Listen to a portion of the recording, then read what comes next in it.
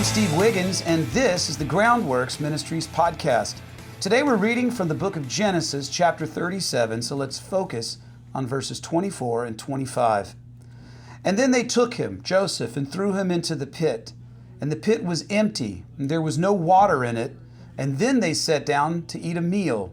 And they looked up, and there was a caravan of Ishmaelites coming from Gilead. And their camels were carrying aromatic gum, balm, and resin, going down to Egypt. The notion that Joseph didn't work and that he was simply a young snitch in a pretty coat, well, that's pretty off base.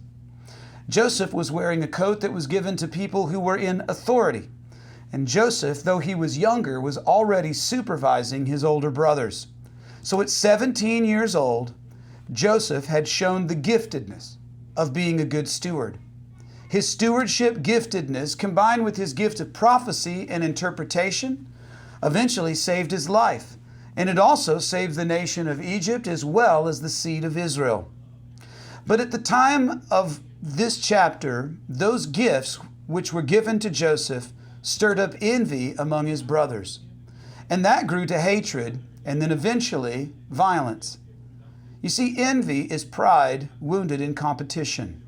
Is there a brother or a sister in your life with whom you are competing? Well, seize this moment to acknowledge your submission to the Lord's plans. The Lord's plan for your life and the Lord's plan for the person whom you are competing with. Because it may be that God will grant that person success that you would never obtain.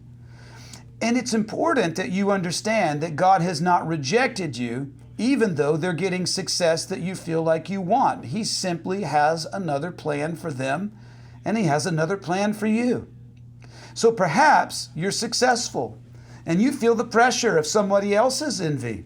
Well, I want to warn you that a relational conflict is going to come. Even when you are completely following the Lord, or even sometimes conflict comes because you are following the Lord. Even among God's children, envy arises. Dare I say, hardship is a part of God's plan? Well, it was for Joseph and for his brothers. The point is this: remain faithful, even during unjust opposition.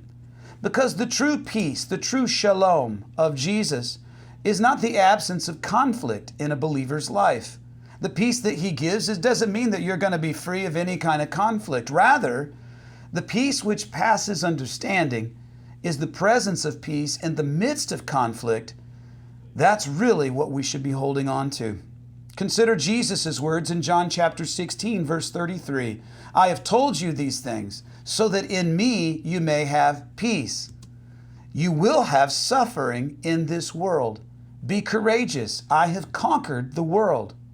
So God's provision is somewhat hidden among the text concerning the Ishmaelites. These traders were coming from Gilead, and the very Ishmaelite merchants that Joseph was sold to, no doubt carried that famous Gilead balm which would aid in Joseph's healings from the wounds that was inflicted by his brothers. Even when the circumstances overwhelm us, in Hebrew, Adonai Yireh, God provides. I'm Steve Wiggins, and this is the Groundworks Ministries podcast. Check us out at groundworksministries.com.